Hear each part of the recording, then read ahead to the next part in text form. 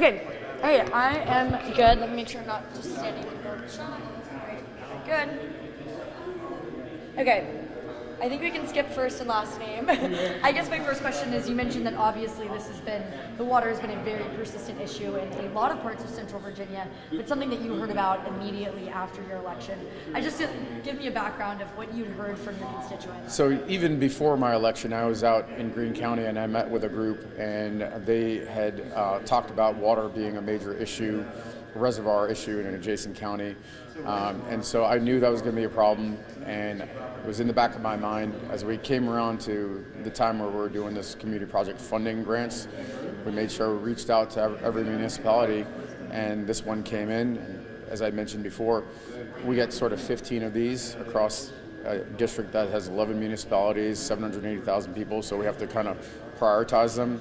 We're able to get $2.5 million in community project funding grants for 4 different police departments. And then there were 2 water treatment issues, one in Greene County, one here, that we got funding for. Absolutely critical.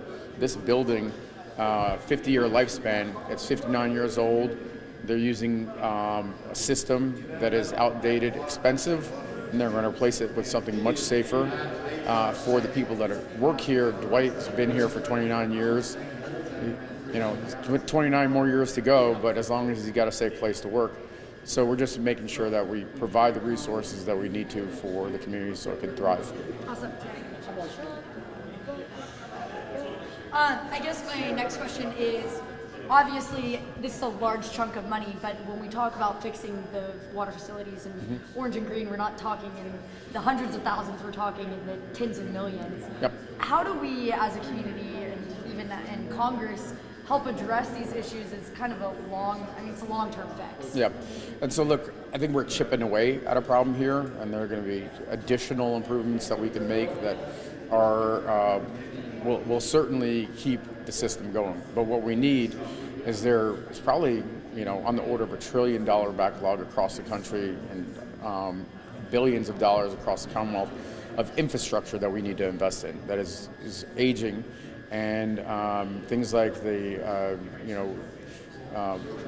Infrastructure Improvement Acts from the previous administration are things we need to continue to invest in, and we need to make sure that that's a priority going forward.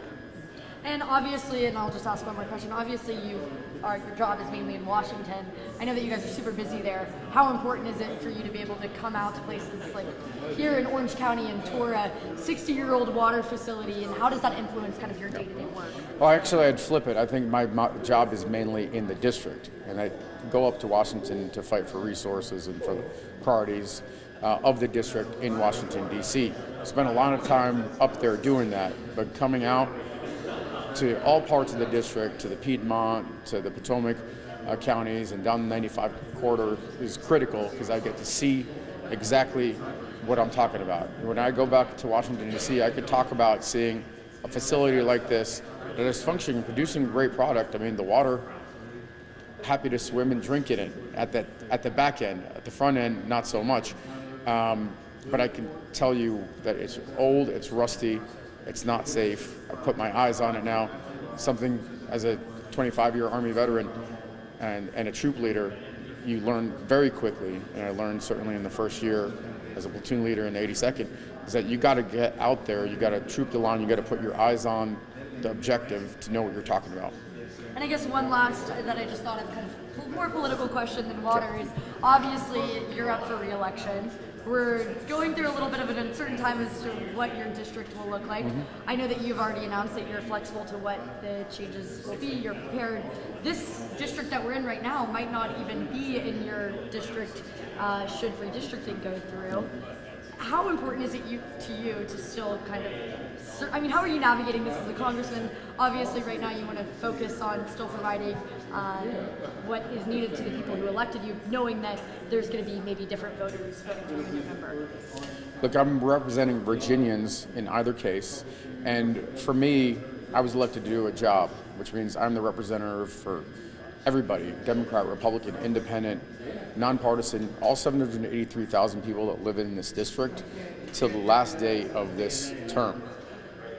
What happens on the back end is a different issue, but whoever I'm elected to represent is who I'm going to represent. Awesome. Thank you, Congressman. Is there anything you'd like to add that I didn't ask? I don't think so. Okay. No, I love the look at the press. Is there? Awesome. Thank you so much. Thank you. Of course, I'm going to film my thing and then I'll